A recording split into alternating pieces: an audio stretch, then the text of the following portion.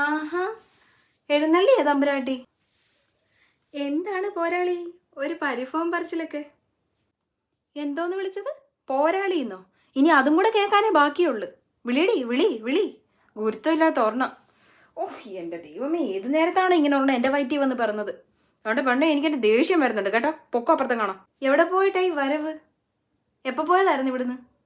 എടി, നിന്നെ കെട്ടിച്ച് വിടാൻ പ്രായമായൊരു പെണ്ണ ഈ റൂം കിടക്കുന്ന കിടപ്പൊന്ന് നോക്കിക്കേ. ഇത് എന്തുവാ, നിനക്കൊന്ന് വൃത്തിയാക്കിയിട്ട് കൂടായോ?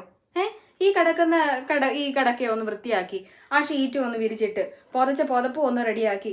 നീ പറഞ്ഞിട്ടല്ലയോ നിനക്ക് റൂം ഡെക്കറേഷൻ ചെയ്യണമെന്നൊക്കെ പറഞ്ഞോണ്ട് കുറെ കുഷ്യനും വാങ്ങിച്ചിടിപ്പിച്ച്. ആ കുഷ്യൻ കിടക്കുന്ന കിടപ്പ് നോക്ക്. റൂം ഡെക്കറേഷൻ ചെയ്യണം. ഇതാണോ നിന്റെ റൂം ഡെക്കറേഷൻ? എന്തു വാടി ഇത്?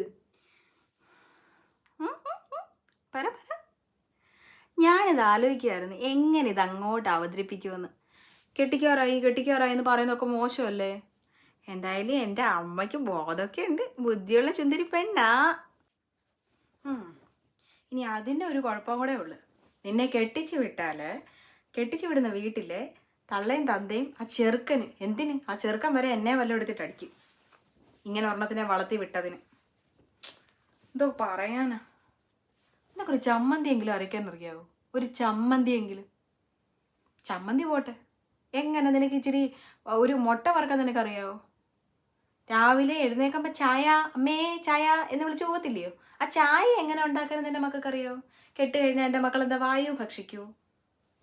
ആദ്യം മക്കൾ പോയി കുറച്ച് അത്യാവശ്യത്തിന് ജീവിക്കാൻ വേണ്ട കാര്യങ്ങളൊക്കെ ഒന്ന് പഠിക്കുക. ആദ്യം നീ അച്ചടക്കം ഒന്ന് പഠിക്കുക. അതാണ് നിന്റെ ജീവിതത്തിൽ ആദ്യം വേണ്ടത്.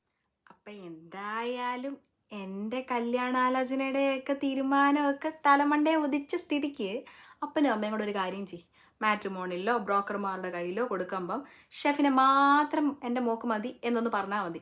അപ്പോൾ ഷെഫുമായി അമ്മയുടെ മോടെ ആഹാരത്തിൻ്റെ പ്രശ്നത്തിനുള്ള വഴിയുമായി.